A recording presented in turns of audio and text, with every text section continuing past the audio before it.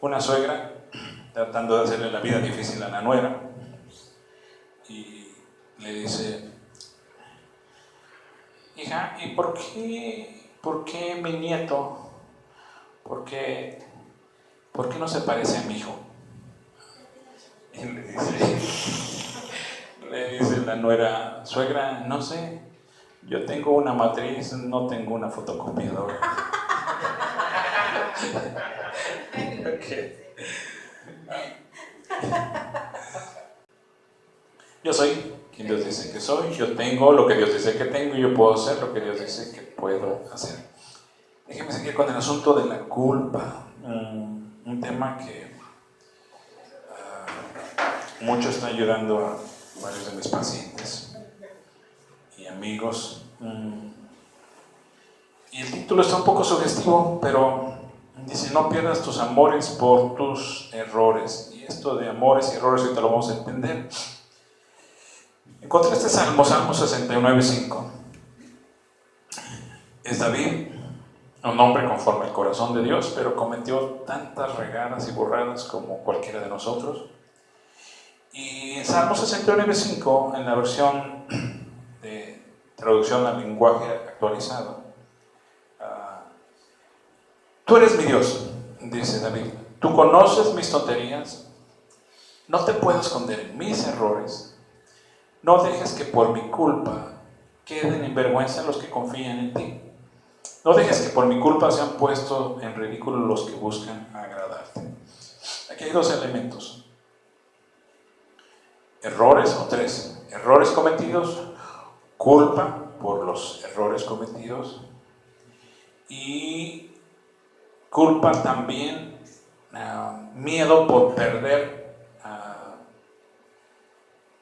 David está diciendo: no dejes que por mi culpa queden en vergüenza los que en ti confían. Es decir, David tiene un miedo de afectar a otros por causa de sus errores. Esto se llama daño colateral. Vamos a explicarlo mejor. En mi introducción digo que la culpa por los errores cometidos es inevitable.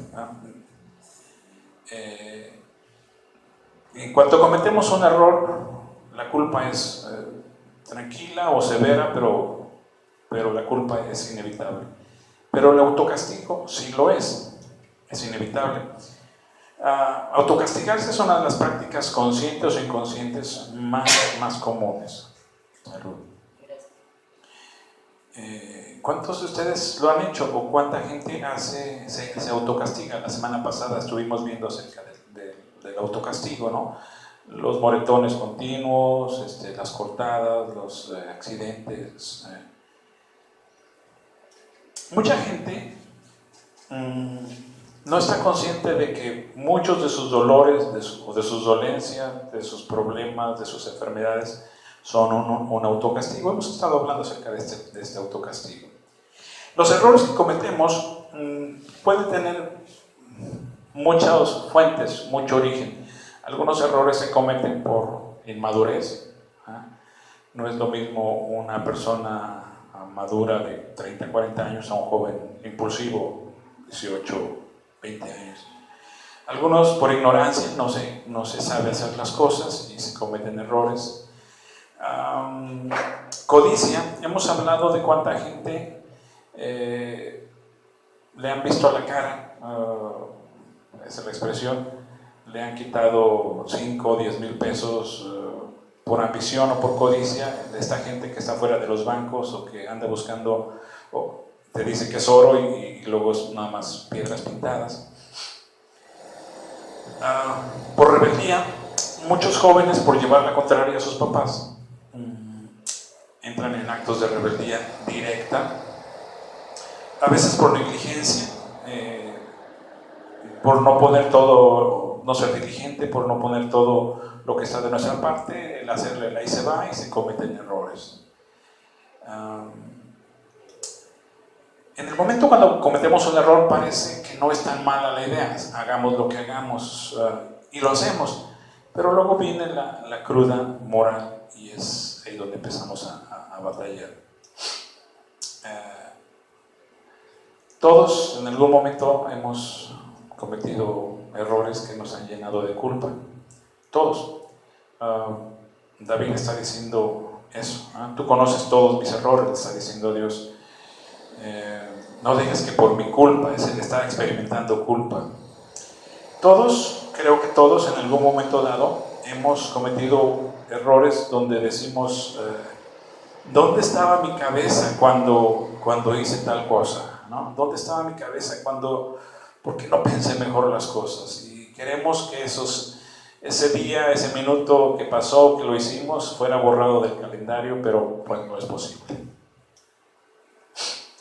Hay errores, como dar un pequeño golpe en un coche, por ir un poco tomado, que no provocan tanto crisis, pero hay errores que se provocan mucha culpa y mucha vergüenza.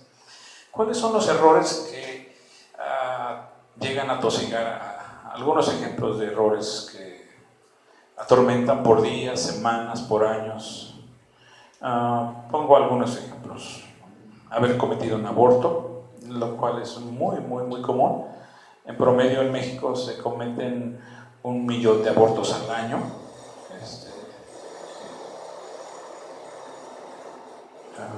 A veces se nos hace fácil tomar una cartera que está ahí a la mano, un dinero que está ahí como a la mano en la casa de algún conocido, un vecino, y decir, ay, necesito dinero y aquí parece que le sobra, y tomar 300, 500 pesos de ahí. Robar dinero para los vicios. ¿Cuántos jóvenes por la tardeada, por el alcohol, por la salida, por el cine, por la droga, ven la cartera de papá o de mamá y a la mano y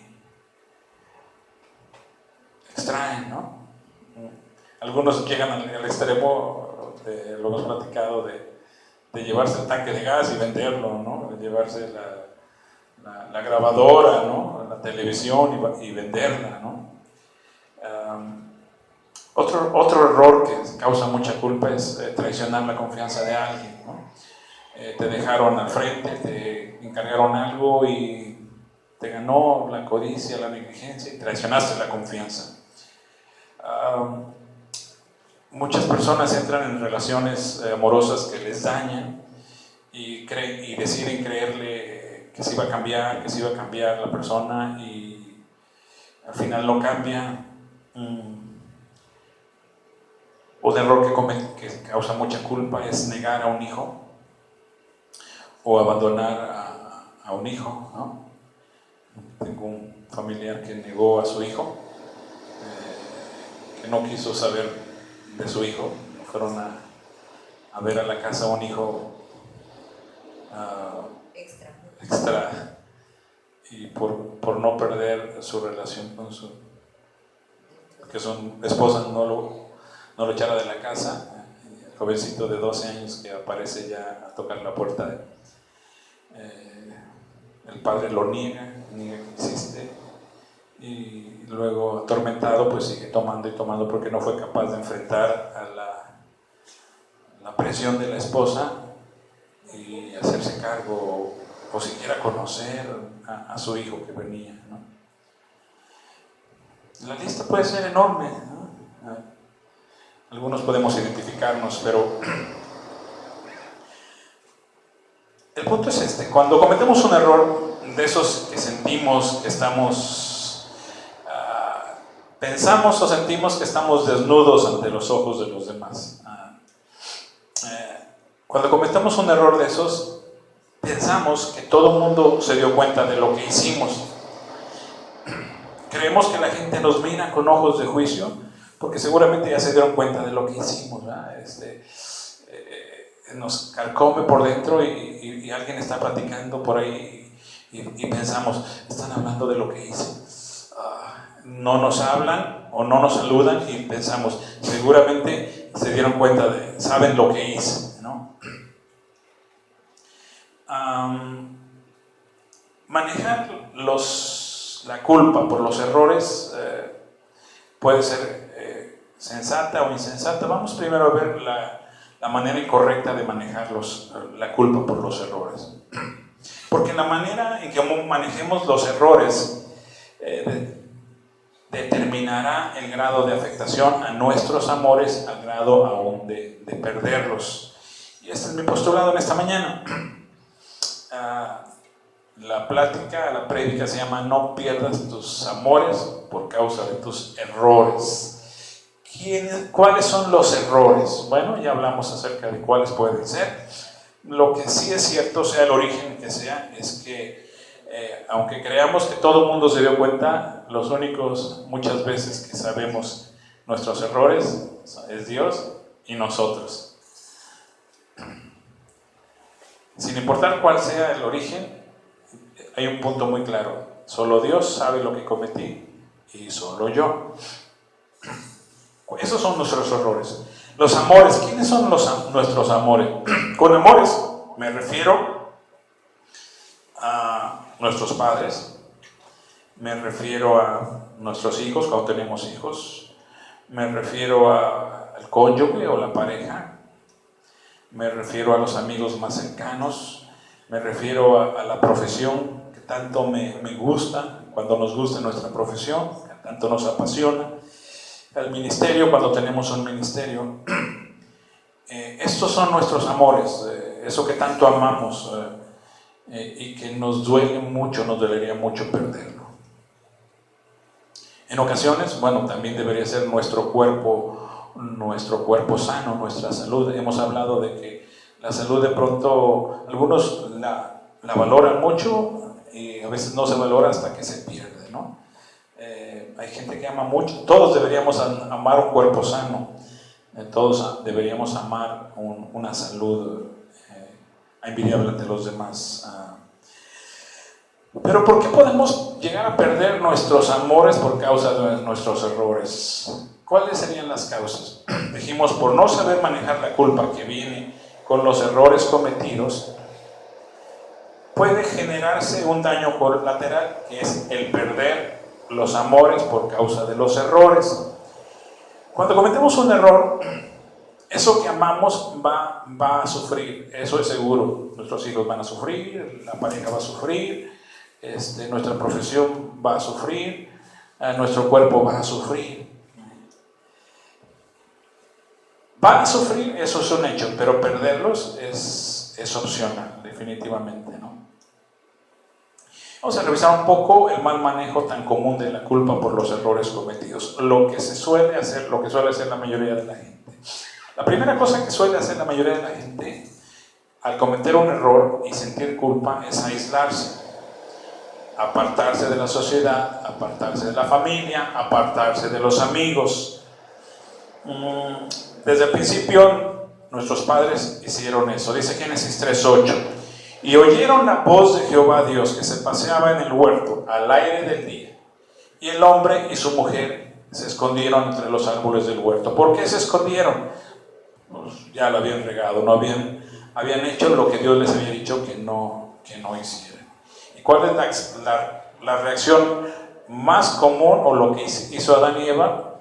Dice la Escritura, el hombre y su mujer se escondieron. Escondernos cuando cometemos un error es de lo más común y típico. Es una reacción muy común. Aislarse se convierte en un mayor problema cuando tenemos hijos que dependen de nosotros, cuando tenemos un cónyuge, el negocio, que nos necesitan mucho. Hay tiempos donde los hijos necesitan mucho más de la presencia del padre, la economía del padre, la protección del padre o de la madre, y sobre todo los hombres, la tendencia es encerrarnos en la cueva, aislarse. Al cometer un error es mayor en el hombre. La mujer tiende más a hablarlo, el hombre se encierra.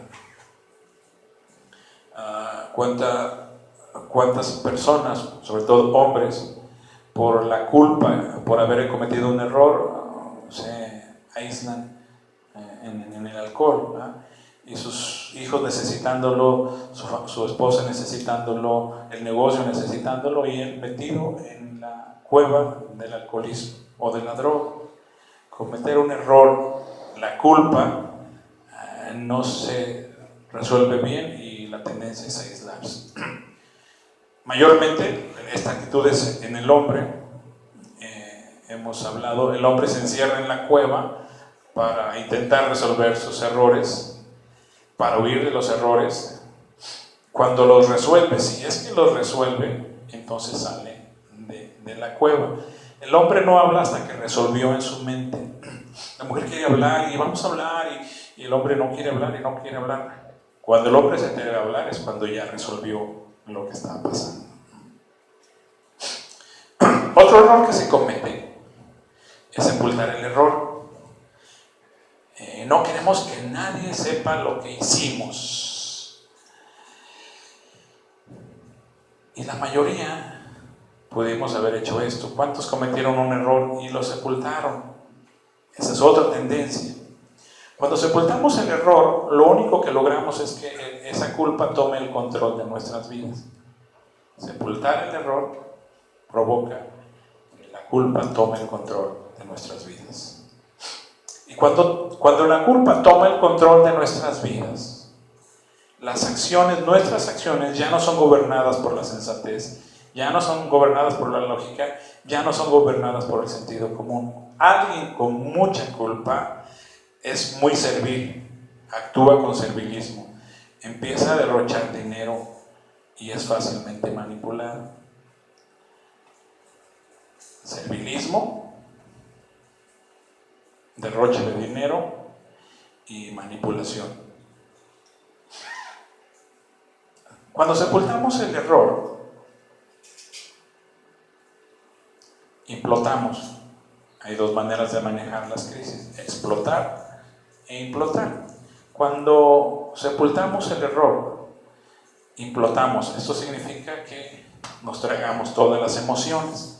Y implotar tiene un efecto muy negativo en la salud física. Gente que está implotando se convierte en imán de múltiples pensamientos suicidas y, por supuesto, enfermedades psicosomáticas. La gente que nada más se lo traga continuamente está pensando en el suicidio.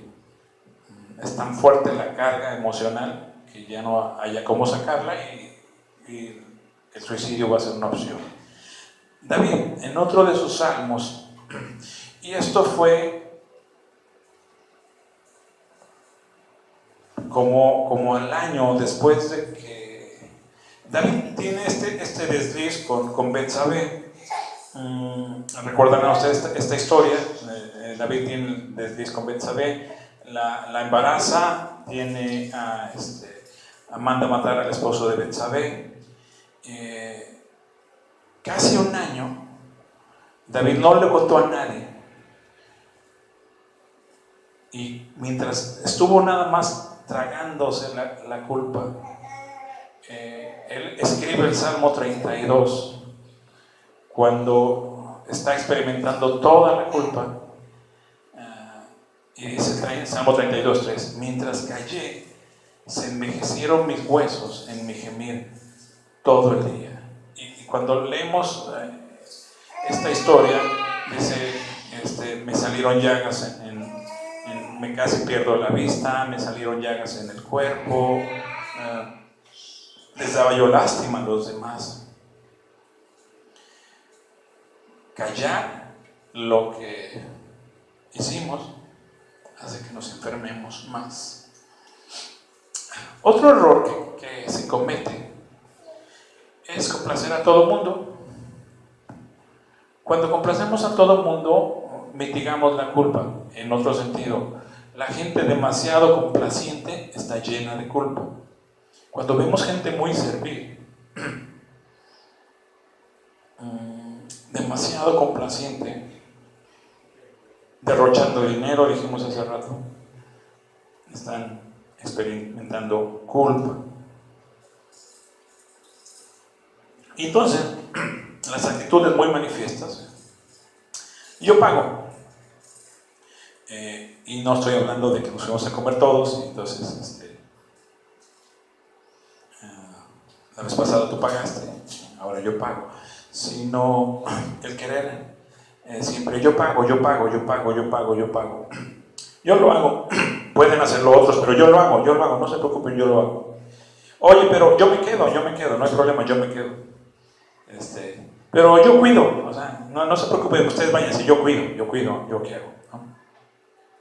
Llega un momento que ese servilismo incomoda a los demás. Dice, bueno, ¿qué traes, pues? O sea, déjanos hacer esto. No, yo lo hago, yo acá, yo allá, ¿no? Es muy obvio que la persona está experimentando mucha culpa. Los demás se extrañan, ¿no? Muchas veces se extrañan, pero no dicen nada. Órale, pues tú cuida, tú hazlo, tú quédate, tú paga. ¿Ah? Órale, ¿no? Otro error que cometemos en la culpa por los errores es usar máscaras. Empezamos a ser falsos, porque usar máscaras es una manera de enfrentar la culpa por los errores. ¿Qué significa esto? Empezamos a hacer y a actuar conforme la gente nos pide que seamos. Ya no nos atrevemos a defender nuestros gustos, no nos atrevemos a defender nuestras convicciones. Por miedo a ser rechazados, por miedo a que se den cuenta que lo que hice, dejamos de ser yo auténtico y empezamos a agradar a todo el mundo. Y entonces la gente se da cuenta, muchas veces la gente se da cuenta que puede sacar provecho de eso y ya, tú paga, tú hazlo, tú ven, tú quédate, tú cuida. Luego nos sentimos, llega el día, al final del día, y nos sentimos falsos. ¿Por qué dije eso? ¿Por qué no me defendí? ¿Por qué no puse un freno? ¿Por qué no puse un límite? ¿Por qué dije que sí? ¿Por qué pagué? ¿Por qué me quedé? Yo no soy así, yo no era así. Empezamos a ser falsos. Esas son algunas maneras de manejar mal los errores y que terminan afectando a nuestros amores y al grado de perderlos. Llega un momento que se van a alejar de nosotros, o vamos a perder el negocio que tanto amamos, vamos a perder el ministerio que tanto amamos, los hijos se pueden alejar, el cónyuge se puede alejar, la pareja y realmente perderlos. Me gusta lo que dice Paul Coelho: el fracaso es parte de la vida. Si no fracasas, no aprendes, y si no aprendes, no cambias. ¿Qué podemos? Ya vimos lo que no debemos y no podemos, pero ¿qué podemos y qué debemos hacer? En primera instancia necesitamos reconceptualizar el error. Los errores, dice Paul Coelho, son parte del proceso de aprendizaje, del autoconocimiento. ¿Por qué hice eso? ¿Por qué cometí ese error? Bueno, no sabía hasta qué punto yo era tan vulnerable al placer, al deseo, a la ambición, ¿no? Al egoísmo. Los errores son parte de la vida misma. El mayor desafío con los errores que todos cometemos no es tanto las consecuencias, sino sacudirnos la culpa posterior al error. Entonces, algo que lamentablemente nuestros padres no nos enseñaron, nuestros maestros no nos enseñaron, en las iglesias tampoco nos enseñan, es que el error es bueno, es necesario. Dijimos, nuestras figuras de autoridad al cometer un error no nos enseñan que estamos aprendiendo, nos enseñan que estamos fracasando y que ese fracaso nos va a hacer pagar caras las consecuencias. Cuando cometemos un error, el primer paso, y que ojalá nuestras autoridades nos ayudaran, es a conceptualizar el error. La segunda cosa que necesitamos hacer es tratarnos con amor. Y en ese sentido, para entenderlo mejor, yo pongo ahí, piensa, ¿cómo le hablarías y tratarías a un amigo, a un familiar, que viene a ti desconsolado para contarte que cometió un error? Invertimos el asunto. Alguien viene contigo y te dice, quiero hablar contigo, me urge hablar contigo, por favor, me urge hablar contigo. Y se queda ahí, entonces, ok, nos vamos ahí a tomar un café, o vente, vamos a platicar ahí, y te cuentan, decimos por ahí, barrabasada y media, te cuentan lo que hizo. ¿Cómo le harías? ¿Cómo te habría gustado que te hubieran tratado cuando cometiste un error? Tus papás, tu pareja, tu líder religioso. ¿Cómo te habría gustado? ¿Saben que he atendido a muchísimos líderes de muchas congregaciones que vienen conmigo porque si se lo contaran al pastor de su zona, si se lo contaran a su obispo o a sus diáconos, los excomulgan, los bajan del ministerio. Casi les dan la extrema opción. Sí.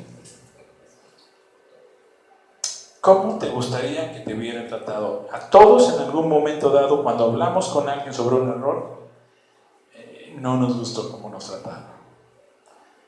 Tratarnos con amor es fundamental. 3. No sepultes completa e indefinidamente tu error. ¿Qué significa esto? Cuando cometemos un error es necesario hablarlo con alguien. Hablar del error y hablar de la culpa que estamos experimentando. Hablar con alguien. Dice David en su Salmo 32, mientras callé, se envejecieron mis huesos. Mientras nadie sabía, aunque Dios lo sabía, pero no se atrevió a hablarlo, se envejecieron mis huesos. Recordarán ustedes el profeta que amonestó a David cuando lo de las ovejitas y recordarán el nombre de Natán. Bueno, finalmente, como David no habló y se estaba avejentando, se estaba enfermando, Dios envía a Natán para hablar con David, para que se diera cuenta David que Dios sabía, por supuesto, de lo que había hecho.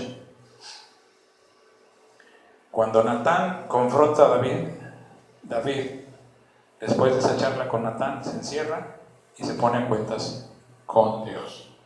Entonces, otro error que se comete es sepultar, callar. Es necesario hablar del error y de la culpa que sientes con alguien. El asunto es con quién hablarlo.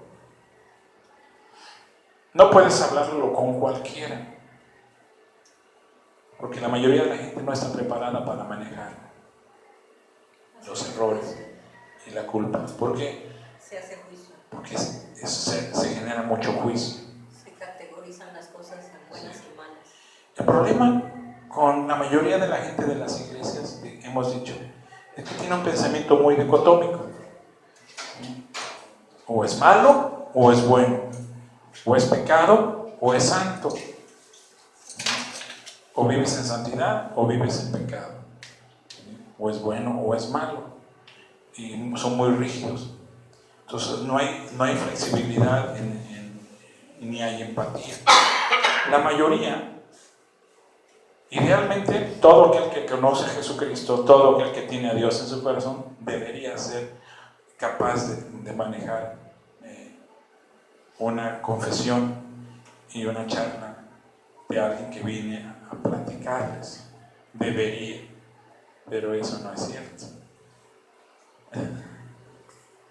¿Cuántos cometieron un error y se lo contaron a la persona equivocada? Si esto lo escucharan, bueno, cuando lo escuchen mi gente en internet dirían, uy, yo. En la ansiedad por quitarse un poco de carga, porque la culpa es como una papa caliente. Muchos cometen otro error, además del que ya cometieron. Se lo cuentan a la persona equivocada. Pero es para que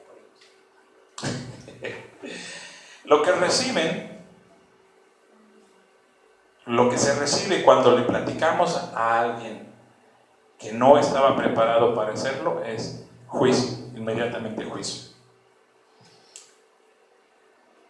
Crítica.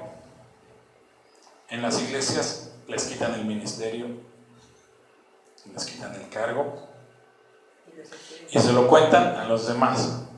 Típico de muchos pastores y de hermanos en las iglesias. Ese error tan común en las iglesias de se los cuento para que oremos por la hermanita fulana. Supe que la hermanita fulana, supe que el hermanito fulano, ¿qué creen? Me enteré que el hermanito fulano anda en pecado. Me enteré que la hermanita fulana anda con un hombre casado. Se los digo para que oremos por ellos. Que el Señor, bla, bla, bla, bla, bla, bla, bla. ¿Sí? Entonces se le ocurre. Muchos pastores, muchos líderes de iglesias no saben manejar esta encrucijada y viene uno de sus líderes y le cuenta algún error que cometió y entonces el pastor o el líder tiene una encrucijada. Ya me lo contó, pero ¿cómo lo manejo? Entonces tiene como una ética. No puedo dejarlo que siga atendiendo la alabanza, no puedo dejarlo que siga atendiendo la iglesia, porque no puedo mentir. Un joven que vino conmigo a terapia era líder de alabanza de una iglesia y le contó a su pastor que tenía ahí una situación con otro joven, ¿verdad? Y el pastor rápido que lo sienta, ¿no? ¿Cómo no te puedo dejar que sigas así ministrando la alabanza cuando estás en pecado? Y llamó a los líderes inmediatamente, los ancianos, los diáconos, y vamos a cambiar al líder de alabanza, ¿no?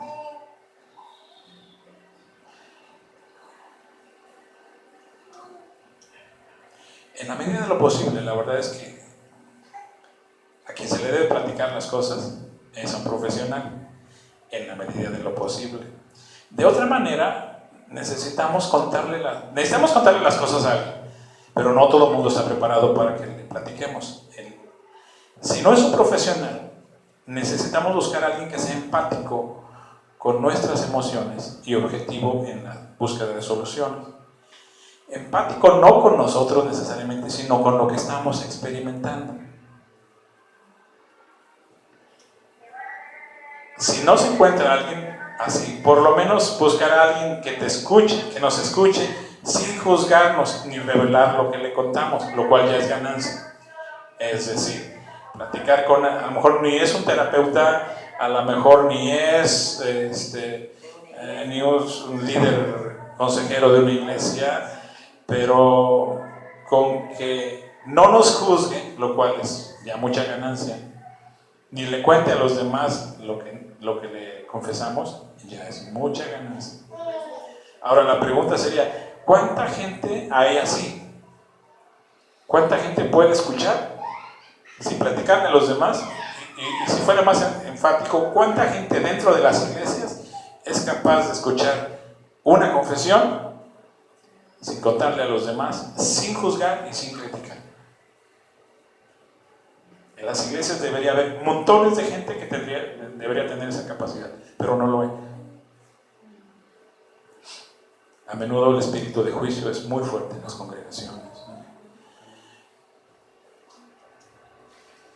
Y tercero, y más enfáticamente, es ponernos a cuentas con Dios. Cuando cometemos un error, necesitamos, al margen de todo, ponernos a cuentas con Dios. Ahora, 3 atributos de Dios: omnisciente, omnipresente y omnipotente. Omnisciente, que todo lo sabe. Antes de que hablemos con Él, Dios ya sabe lo que hicimos. Pero cuando le confesamos a Dios, viene una gran paz. Salmo 32, mientras callé, envejecieron mis huesos. Cuando le confesamos a Dios, cuando nos ponemos a cuentas con Dios, hay 2 resultados inmediatos muy favorables. Primero, desaparece nuestra culpa, y segunda, disminuyen nuestros temores. Desaparece nuestra culpa. Dice el Salmo 32:5.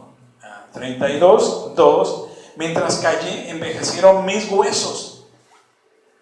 Verso 5. Finalmente, y eso de finalmente no fue 2 días después, David, casi un año se traga lo que hizo, no lo sabe nadie. Bueno, algunos sí lo sabían. Finalmente te confesé todos mis pecados y ya no intenté ocultar mi culpa. Me dije, le confesaré mis rebeliones al Señor. ¿Y qué dice? Y tú me perdonaste y mi culpa desapareció. La semana pasada veíamos un pasaje, porque no envió Dios a su Hijo a condenar al mundo, sino que el mundo sea salvo por medio de Él. La condenación es inherente a nuestros errores. Me encanta este salmo. Finalmente te confesé todos mis pecados, ya no intenté ocultar mi culpa. Me dije, le confesaré al Señor todos mis errores.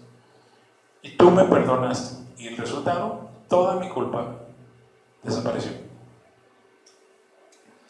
Cuando se quita la culpa, muchas enfermedades somáticas desaparecen. La salud física mejora enormemente, porque la culpa enferma, lo hemos hablado. Entonces, ponernos a cuentas con Dios, primero desaparece nuestra culpa. Y el otro desaparece nuestros temores, pero la culpa. Entonces quiero referirme rápidamente y preguntarles, ¿recuerdan el paralítico que Jesús sanó? ¿Cuál era el origen de sus parálisis? Dijimos. ¿Cuál pudiera ser el origen? Este es el pasaje, Marcos 2:5. Dijo al paralítico, hijo, tus pecados te son perdonados. Y lo que vemos después en los siguientes versículos es que el paralítico sanó. Dijimos, ¿por qué Jesús simplemente no le dijo, levántate y anda? ¿Por qué no le dijo, hijo, sé sano de tu parálisis? ¿Por qué la prerrogativa es, tus pecados te son perdonados? ¿Qué tendría él? ¿Qué habría hecho? Algunas de las cosas que mencionamos hace rato. Lo que haya cometido le llegó a provocar una parálisis. Lo derribó. Y lo enfermó. Lo derribó, no podía estar en pie. David, después del adulterio con Betsabé, estaba tronado. Se envejecieron mis huesos. Tenía costras, dice él mismo, tenía costras en todo el cuerpo. Me estaba muriendo, me estaba secando. Me veía la gente y se horrorizaba de mí, dice David. Mientras callé, envejecieron mis huesos. Aquí tenemos un hombre que cayó todo el tiempo, hasta que un día tiene el encuentro con Jesús y le son perdonados sus pecados. Inmediatamente después del perdón a sus pecados, la parálisis cesó. Otra cosa que es resultado de ponernos a cuentas con Dios es que desaparecen los temores. ¿Cuál es el principal temor cuando cometemos un error garrafal? Al margen de que nos descubran, ¿qué puede pasar o qué tememos que va a hacer la gente que nos ama cuando descubren que cometimos un error garrafal? Desaprobar, rechazar. Salmo 34:4 dice, el mismo David, busqué al Señor y Él me escuchó y me libró de todos mis temores. Posterior al Salmo 32. Los que a Él acuden no tienen por qué esconder su rostro. ¿Qué hizo Él cuando cometió el error con Betsabé? Escondió su rostro. Y dice, pero le voy a confesar al Señor todas mis rebeliones. El Salmo 34 dice, busqué al Señor y Él me escuchó y me libró de todos mis temores. ¿Cuál es el mayor temor después de un error? que nos dejen de amar. Por eso ocultamos nuestros errores, por eso nos volvemos tan serviles, por eso usamos máscaras. Pensamos, si se dieran cuenta de lo que hice, yo no los podría ver a la cara. Por eso el verso 5, los que acuden a Dios no tienen por qué esconder su rostro. ¿Cuándo escondemos nuestro rostro? O tenemos mucha vergüenza. Muchas veces, pensando que nos hacen un bien, efectivamente el papá o la mamá o la esposa dicen, cuando ya se dieron cuenta y no ves porque se lo dijimos, decimos, debería darte vergüenza. Debería darte vergüenza. Eres mi hijo. No, eres un ministro de Dios. Debería darte vergüenza. Si lo supieran tus hijos, si lo supiera la iglesia, debería darte vergüenza. Piensen que hacen bien al confrontarnos de esa manera. Una de las mayores mentiras de la vida es creer que cuando cometemos errores somos unos tontos, que fracasar nos hace fracasados, que la gente no quiere a los que cometen errores, a los que se equivocan en decidir lo correcto. ¿Cuántas veces nos hemos equivocado al decidir lo correcto y elegimos lo incorrecto? ¿Cuántas veces? Muchas, porque de eso está conformado la vida. El error es pensar, la gente no quiere a los que cometen errores. Y más cuando tienes un padre tan rígido, ¿sí?, tan perfecto, que no comete errores, lo cual es imposible. Junto con esta mentira viene otra más fuerte. Soy el único que ha cometido tantos y tan viles errores. Pensamos que los demás no se equivocan.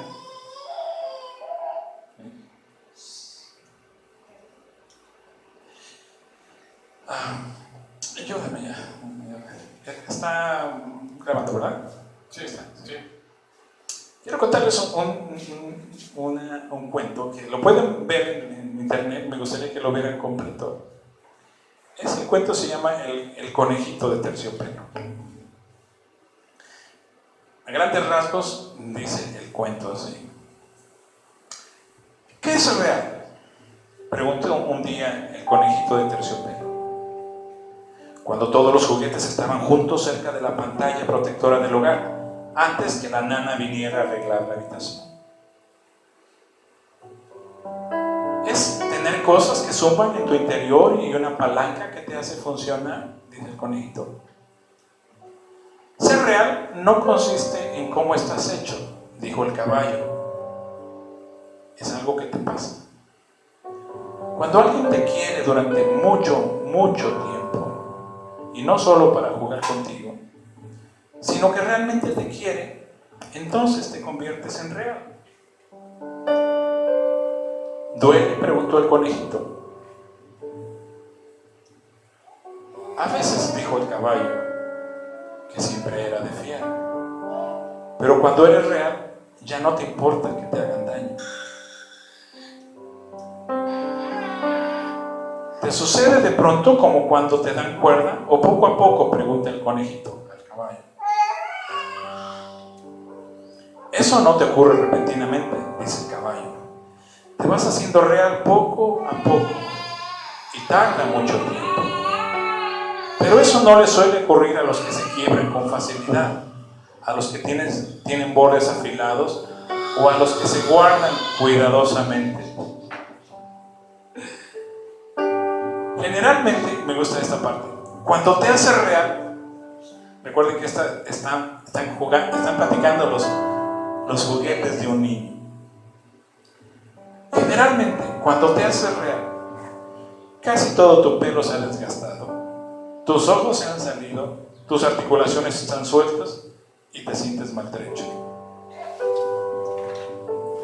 Pero estas cosas no importan ya, porque una vez que eres real, ya no puedes ser feo, excepto para la gente que no te entiende. Me encanta esta historia. ¿Qué pasa con los juguetes nuevos? Un conejito nuevo que te acaban de regalar, lo pones en la recámara, está nuevecito, todo intacto. Conforme se va jugando con él, juegas con él, se cae, se lava, se va desgastando. Me gusta lo que dice el caballo: casi todo tu pelo se desgasta, tus ojos se salen, tus articulaciones están sueltas y estás muy maltrecho. Pero llega un momento que ya no te importa, porque una vez que eres real, ya no puedes ser feo, excepto para la gente que no entiende. Retomo esta frase: cuando alguien te quiere durante mucho, mucho tiempo, entonces te conviertes real, en algo real. Entonces, pensando en eso, ¿quién es ese alguien que te quiere por mucho, mucho tiempo? Puede ser tu mamá, incondicional amor de la madre. Puede ser el amor de los hijos. Puede ser de la pareja.